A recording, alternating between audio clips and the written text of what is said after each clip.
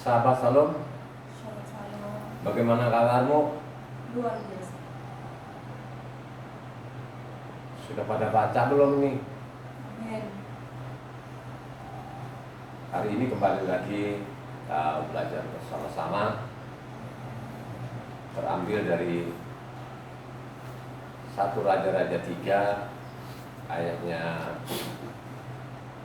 1 sampai 15. Berbicara salah satu tokoh ini. Tokoh ini dia luar biasa sekali. Seorang raja agung, luar biasa hikmatnya. Hari ini kita bicara masalah hikmat. Hikmat itu apa?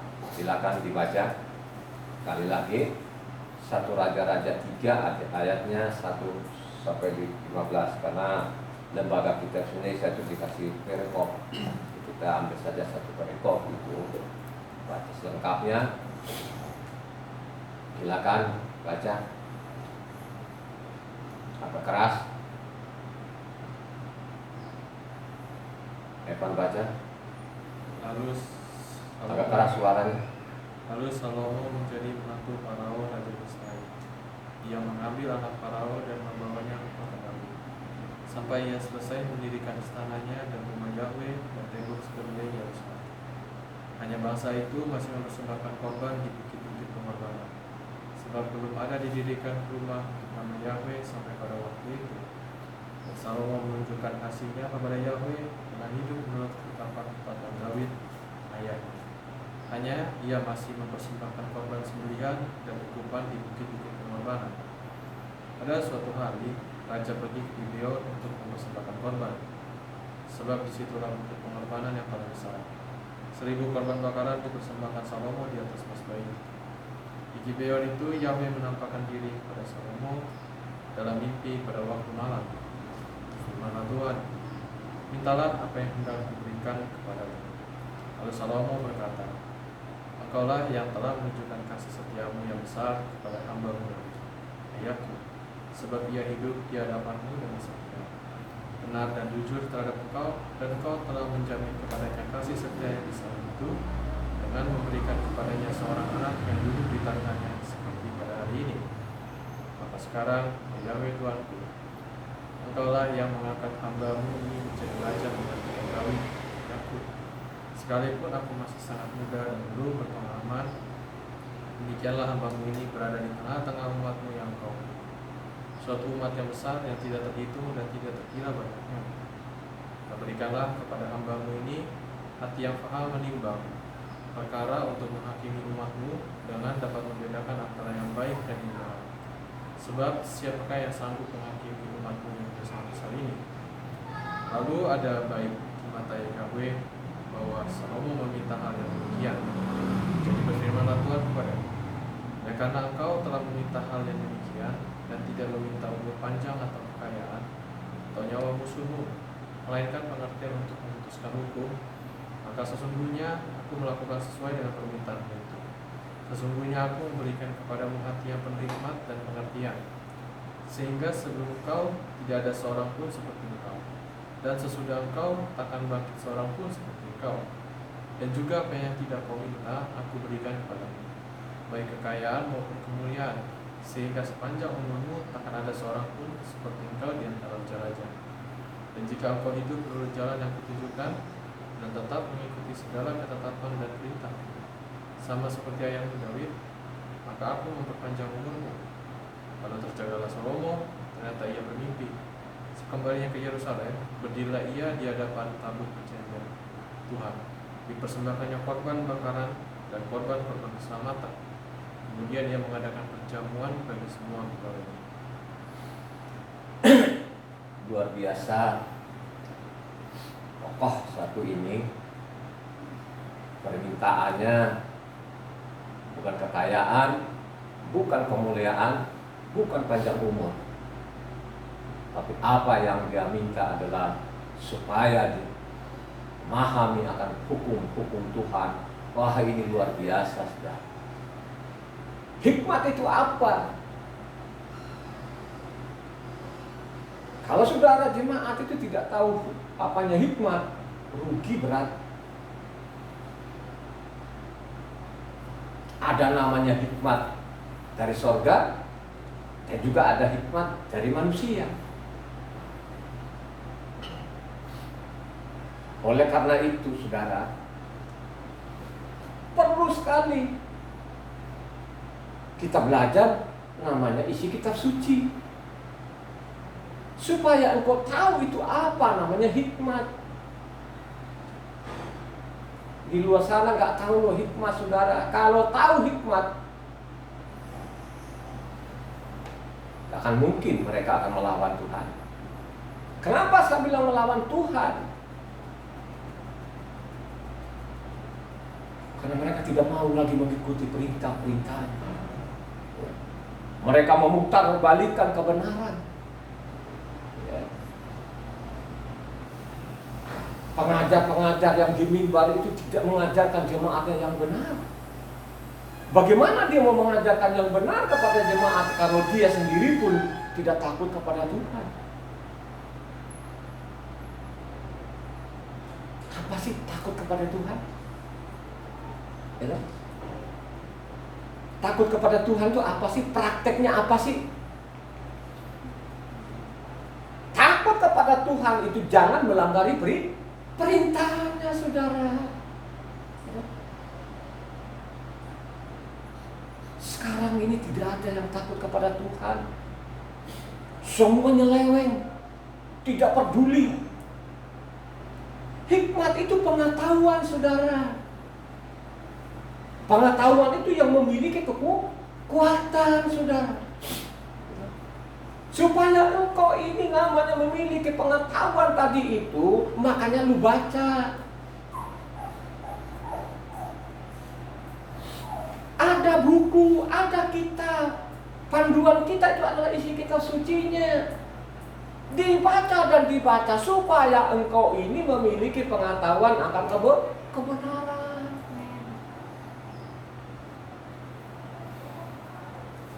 Buku panduan kita itu adalah namanya isi kitab suci. Yang ditulis oleh Mose, yang ditulis oleh namanya nabi-nabi, saudara. Ingat baik-baik perkataannya seorang saleh, ya. Dia bukan nabi, tapi seorang saleh. Siapakah dia? Adalah Iyop. Iyop itu bukan nabi, saudara. Bukan. Dia seorang benar, seorang saleh. Bukan nabi. Karena di dalam isi kitab suci itu Iyop itu termasuk dia surah-surah. Dia tidak masuk namanya kitab para nabi. Ya, kan gitu. Tapi dia luar biasa, ada perkataan yang ditulis oleh Iyop itu. Coba saudara baca. Agak keras. Iyop 28 ayat 28.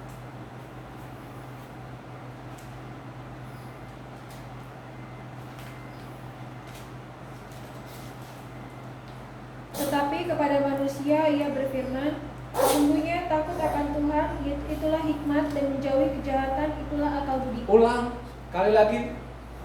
Tetapi kepada manusia ia berfirman, sesungguhnya takut akan Tuhan, itulah hikmat, dan menjauhi kejahatan, itulah akal budi. Takut akan Tuhan adalah hikmat. Hikmat itu apa? Pengetahuan.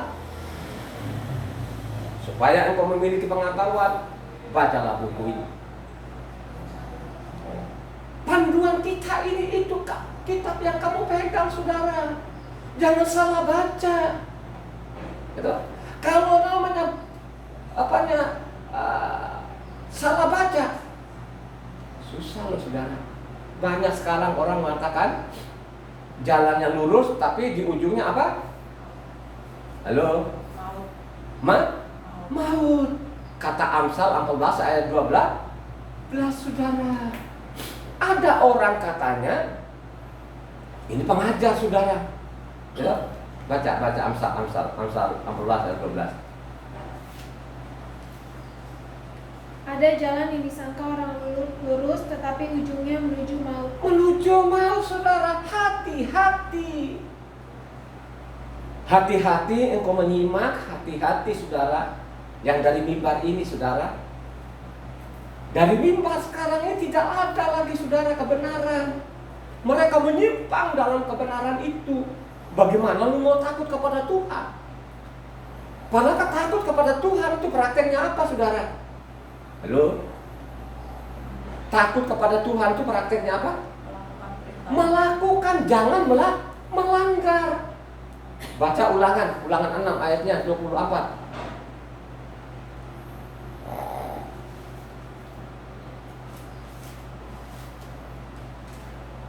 Coba pakai itu handphone itu cek gitu.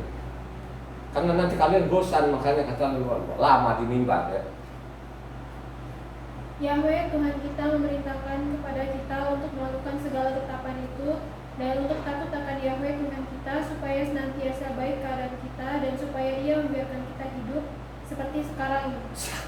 Supaya kita ini dia biarkan hidup. Makanya tadi diakhiri oleh Tuhan kepada Salomo. Salomo, ingat baik-baik, harus engkau patuhi perintahku supaya kupat panjang umur. Ini perintah saudara. Tapi kalau engkau langgar firman Tuhan, itu namanya tidak memiliki pengetahuan saudara. Lu tidak memiliki hikmat, ya kan? Makanya Mazmur sendiri pun, Mazmur 111 ayat 10, coba baca. Sama tadi yang dikatakan oleh siapa? Pemazmur ini perlu sekali saudara. Pemazmur itu luar biasa saudara. Makanya Mazmur ini saudara kalau baca jangan berbulan-bulan saudara, ya? Seorang pemazmur ini luar biasa. Mazmur 11 ayat 10. Permulaan hikmat adalah takut akan Yahweh. Semua orang yang melakukannya berakal budi yang baik. Puji-pujian kepadanya tetap untuk selamanya. Luar biasa saudara, ya kan? Ya. Permulaan hikmat itu adalah takut kepada Tuhan. Patuhi namanya perintah Tuhan. Jangan engkau langgar. Kalau engkau langgar ini saudara, luar biasa kejahatan. Makanya Amsal 9 ayat 10 sampai sama, ya. Mazmur 9 ayat 10. Permulaan hikmat adalah takut akan Yahweh dan mengenal yang Maha Kudus adalah pengertian. Diulang-ulang ini supaya orang itu memiliki pemahaman yang benar. Supaya engkau memiliki pemahaman yang benar ini, makanya engkau harus baca namanya kitab suci ini. Sehingga dari situlah engkau memiliki pengetahuan akan kebenaran.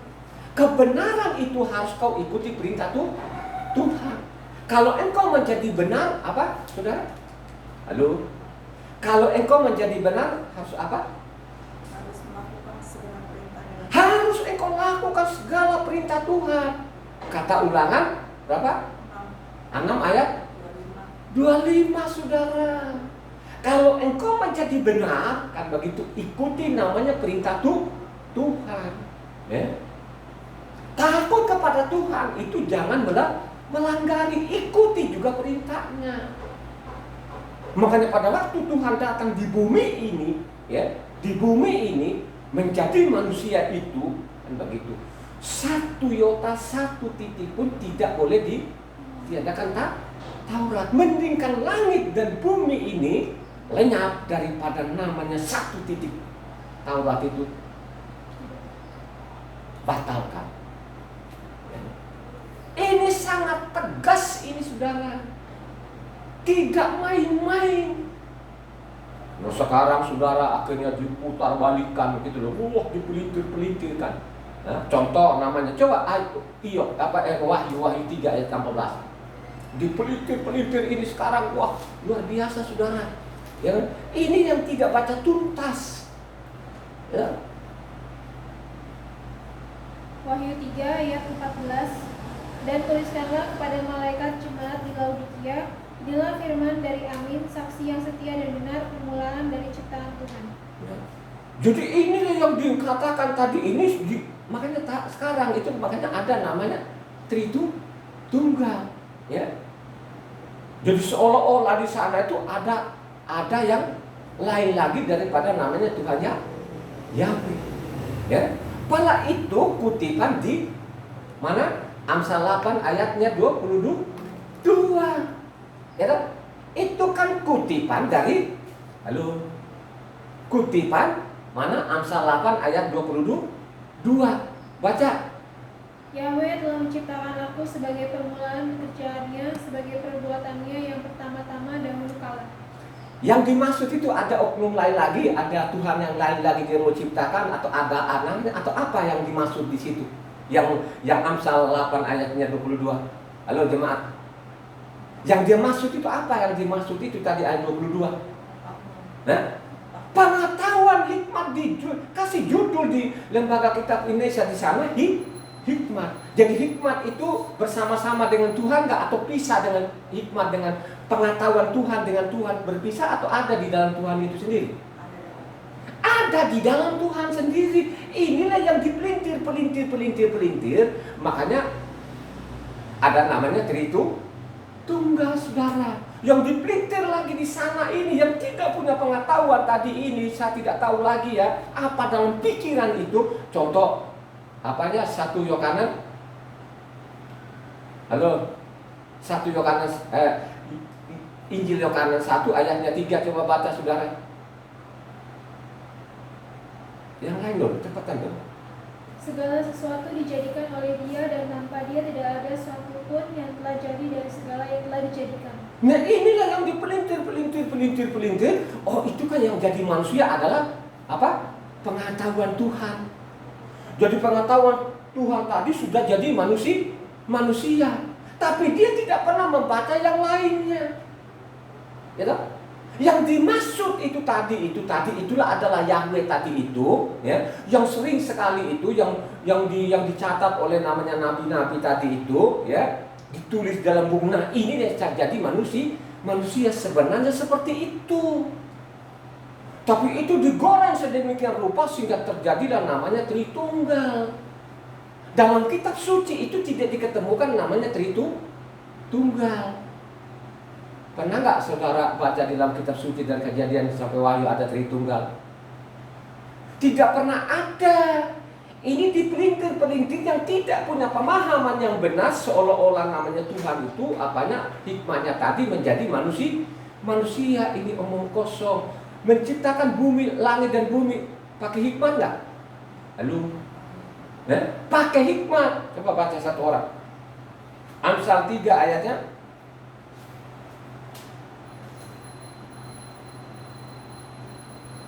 19.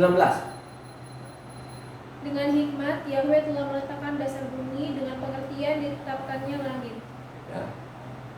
Jadi diciptakan Tuhan ini kan ada apanya pengetahuan, memilih pengetahuan Tuhan itu menciptakan langit dan bumi. Bukan berarti dia datang di bumi ini, oh itu hanya pengetahuan Tuhan yang jadi manusia. Ini dungu namanya. Tahu nggak orang dungu? Halo? Sampai sekarang tuh dungu namanya. Makanya perlu sekali namanya membaca kitab suci itu dari Kejadian sampai Wahyu supaya lengkap saudara. Tuhan kita itu hanya satu-satunya Esa, gak ada yang lain. Dia juga lah yang jadi manusia. Nah kalau ditanya sama saya, loh kalau kamu mau bahwa dia jadi manusia, ada firman gak? Saya lengkap sekali. Dan saya dapatkan dari mana? Pasal itu ayat itu, ya. Saya baca buku panduannya. Buku panduannya apa? Namanya kitab suci, saudara.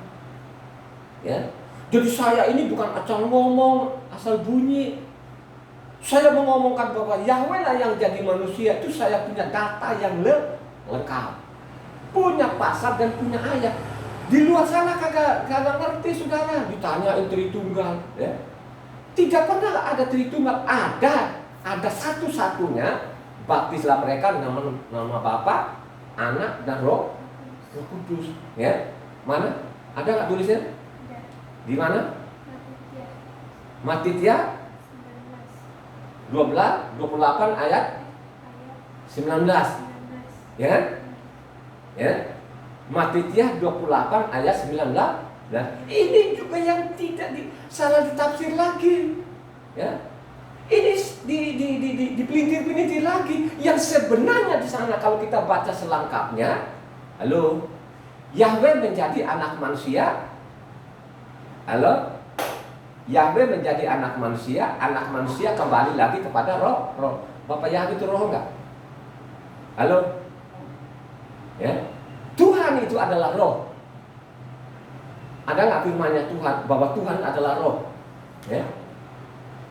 Kalau engkau baca sana Yohanes 4 ayatnya berapa? 25. Coba baca. Yohanes 4. Jawab perempuan itu kepadanya, aku tahu bahwa Mesias akan datang. Ayat berapa yang kau baca?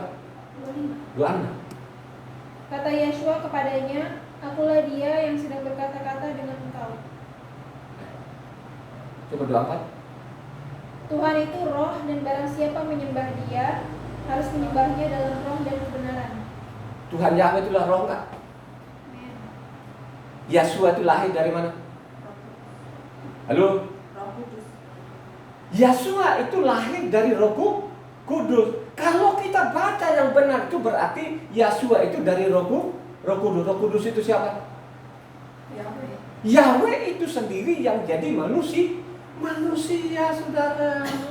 Ya, ini namanya pengetahuan.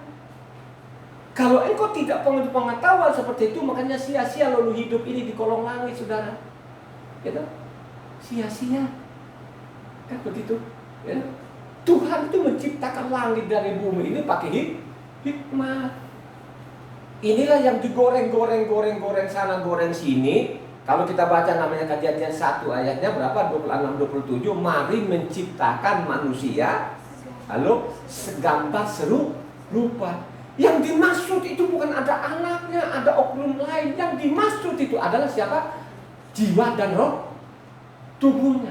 Jadi Tuhan yang kita sembah itu dia bermakhluk, berwujud dan berbentuk. Amin gak saudara? Amin.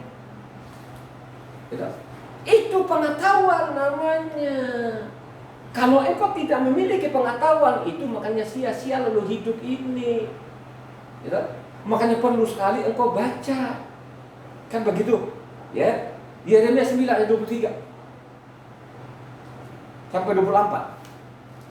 Yeremia 9 ayat 23-24. Beginilah firman Yahweh, janganlah orang bijaksana bermegah karena kebijaksanaannya, janganlah orang kuat bermegah karena kekuatannya, janganlah orang kaya bermegah karena kekayaannya, tetapi siapa yang mau bermegah, baiklah ia bermegah karena yang berikut, bahwa ia memahami dan mengenal aku, bahwa akulah Yahweh yang menunjukkan kasih setia, keadilan dan kebenaran di bumi. Sungguh semuanya itu kusukai, demikianlah firman Yahweh. Yang disukai Tuhan itu harus kita memiliki pengetahuan akan kebenarannya. Halo? Ya? Harus engkau memiliki pengetahuan. Ya tak? Saya omong ini kalau saya tidak buktikan ya saya gak ngomong, saudara. Sudah 21 tahun ini saya selidiki kitab suci ini. Saya selidiki loh ya, saya teliti namanya, saya teliti dan Kejadian sampai Wahyu 21 tahun.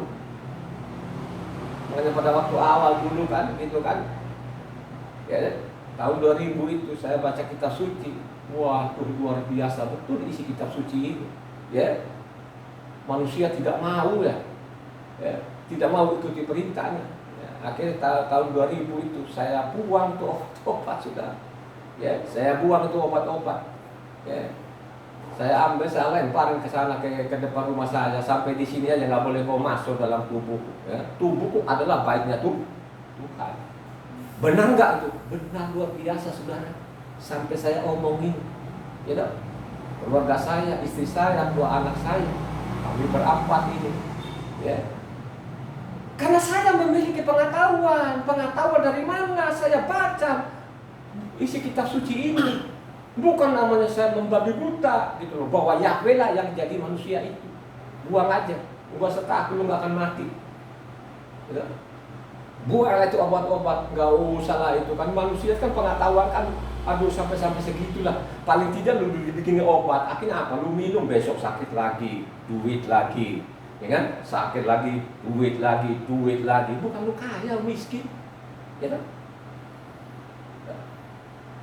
Obat yang paling apes di dunia ini kan begitu kan, pengetahuan namanya hal-hal dunia nggak memadai, terus pengetahuan akan kebenaran masalah surga kagak ada sama sekali. Wah, ini apes ini manusia seperti ini. Makanya genaplah namanya, coba Iyob 21 ayat 25. Ya, Yang lain mati dengan sakit hati dengan tidak pernah merasakan kenikmatan. ada orang mati kalau sakit hati tapi tidak pernah merasakan namanya itu yang paling apes di dunia ini, saudara. Gitu. Dunia gak dapat, surga juga kagak dapat, kan begitu, ya kan? Bagaimana lu mau dapat di dunia ini kan juga kan? Lu sekolahnya duduk tidur ngantuk gitu kan? Akhirnya nggak naik kelas, ya kan? Kenapa lu nggak naik kelas? Karena lu malas baca, malas belajar. Akhirnya di dunia juga pun nggak dapat, di surga pun juga nggak dapat. Apes benar-benar itu, ya kan? Ada manusia itu mati karena sakit hati tapi tidak pernah menikmati namanya apa? Ya, kenikmatan. Makanya ada seorang teman saya, ya luar biasa ini teman saya, luar biasa jahatnya maksudnya, bukan baiknya. Ya, dia bilang, "Ra, kita ini kan nggak mungkin masuk surga deh, Ra. Nggak mungkin masuk surga. Mendingan kita nikmati dunia aja." Ya, ini bukan orang benar ini. Ya, tapi dulu merasa benar, baik-baik aja. Ya, aduh, Ra, kita sudah tahu, ya, lu kan tahu kan, bahwa kita ini nggak masuk surga. Dia sudah tahu itu.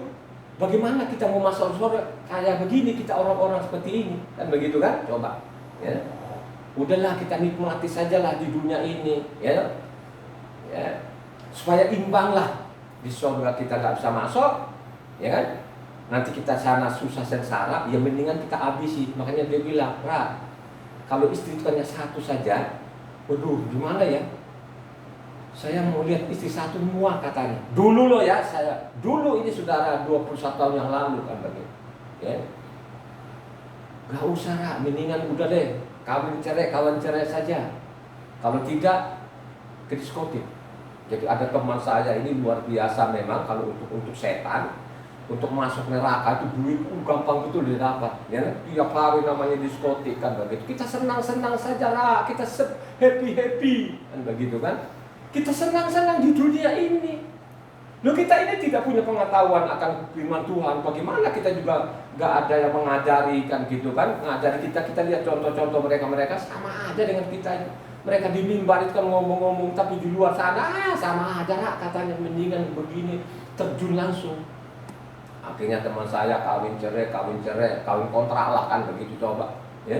Diskotik tiap malam, habisin 2 jutaan. Waduh, kalau beli gedung itu kan tak tahu dia udah berapa lantai gedungnya untuk diskotik ini. Pilih perempuan, waduh, ya. Makanya saya dari dulu kalau perempuan yang sombong jangan sombong loh, ya, kagak butuh.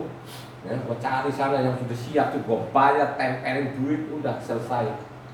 Ini karena tidak punya pengetahuan, saudara. Ya, bagaimana kita mau pengetahuan kalau tidak pernah dibaca kitab suci itu? Bagaimana kita memiliki hikmat daripada Tuhan itu kalau kita tidak pernah menyenggol namanya isi kitab suci?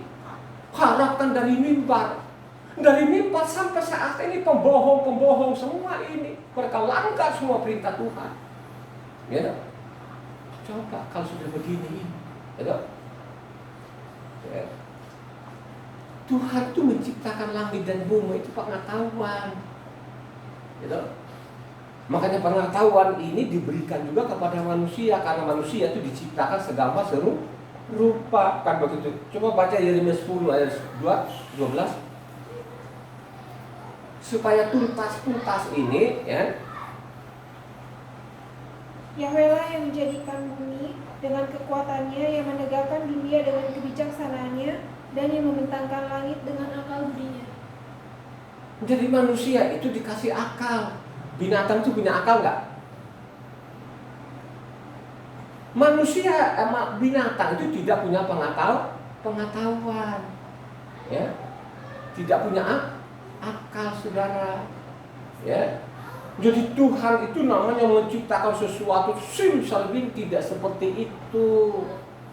Ya, diciptakan bumi ini, ada gunungnya, ada sungainya, ada mata airnya, gitu kan? Ya, supaya ini air ini bisa mengalir, ya kan? Air itu kan dari yang tinggi ke rendah, kan? Itu pengetahuan,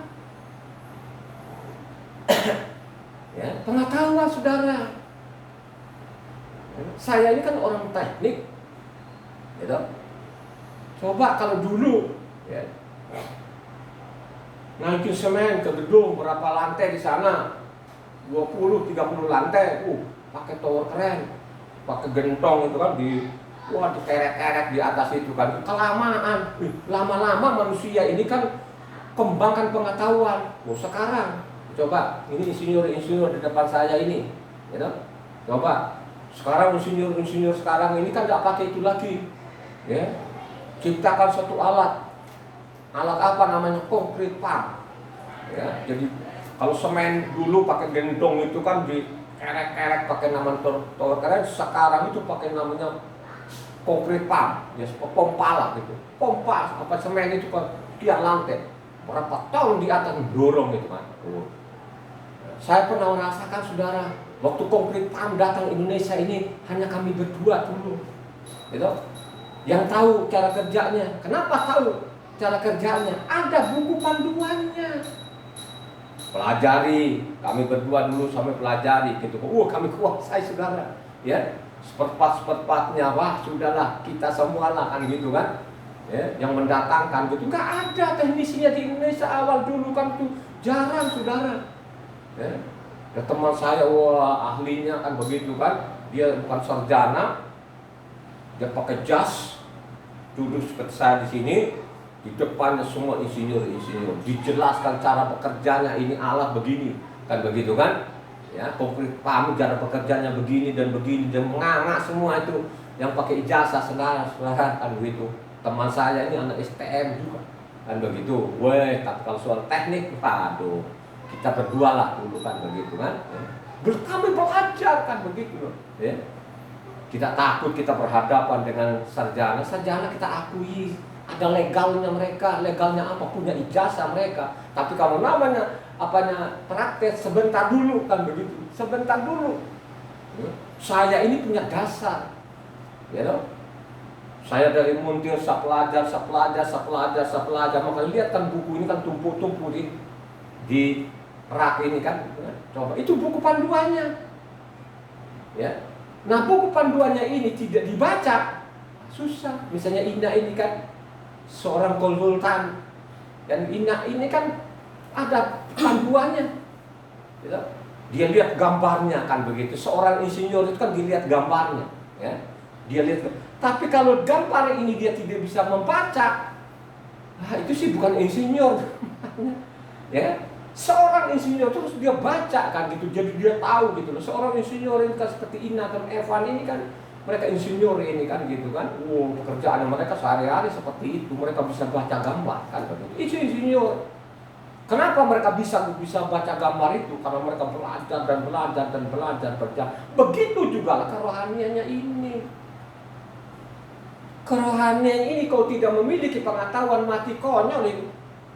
Mati aja kan begitu ya. Mati. Banyak orang-orang yang memutar-mutarkan kebenaran ini, dipelintir sana, dipelintir sini, ya.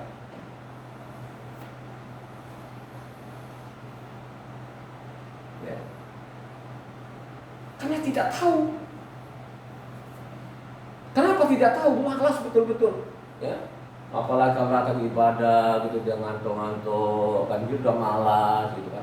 Kalau lama-lama sedikit makin ngantuk, makin ini goblok namanya, udah orang bodoh. Banyak yang seperti itu, gitu. Coba lihat kalau pendetanya dia ngoceh-ngoceh sendiri itu, menyala-nyala matanya. Coba nanti kalau dia jadi pendengar, dia udah ngantuk-ngantuk, saya bilang ini orang dungu. Mau kepantasan waktu dia mimbar di sana kan. Ya kalau yang seperti saya ini jadi pendengar kan, aduh ini Pak Pendetanya dungu banget gitu loh kan, ya. Coba diperintahkan begini, disuruh jemaatnya begini. Itu sih bukan takut kepada Tuhan, melawan namanya Tuhan. Dan begitu. Ya. Banyak seperti itu. Kenapa saya tahu itu? Karena saya baca kitab suci. Gitu. Orang sekarang itu kalau di mimbar, berkat itu apa kata? Kekayaan. Ini dungu namanya. Halo, ya. Orang dungu itu katanya ditumbuk apa? Taruh dalam lesung, tumbuh dengan alu, campur dengan gandum, apa? Tetap namanya. Sampai sekarang di mimbar itu dungu-dungu sekalipun juga dokter dungu. Lu terima tidak terima karena lu melanggar. Disuruh begini, Tuhan bilang gini, lu belokin. Ini jalan lurus, tak taunya maut. Ya, ada nggak firmannya? Itu tadi yang dungu ditumbuh dalam lesung. Mana? Halo, Amsal 27 berapa? 22. Coba baca deh. Agak keras. Sekalipun engkau menumbuk orang bodoh dalam lesung, dengan alu bersama-sama gandum, kebodohannya tidak akan lenyap daripadanya. Kau ulang yang keras lah itu biar pendengar cuma mendengar itu. Sekalipun engkau menumbuk orang bodoh dalam lesung, dengan alu bersama-sama gandum, kebodohannya tidak akan lenyap daripadanya. Saya bilang dari awal kan, ini dari sekolahnya. Dia menyimpang terus sampai dia dapat SH, STH-nya, MTH-nya, dokternya dungu aja. Nggak mau dungu gimana lu menyimpang semua isi kitab suci. Tapi tidak merasa menyimpang. Itu namanya orang dungu. Ya. Makanya juga Iyob sana, Iyob 11 ayat 12.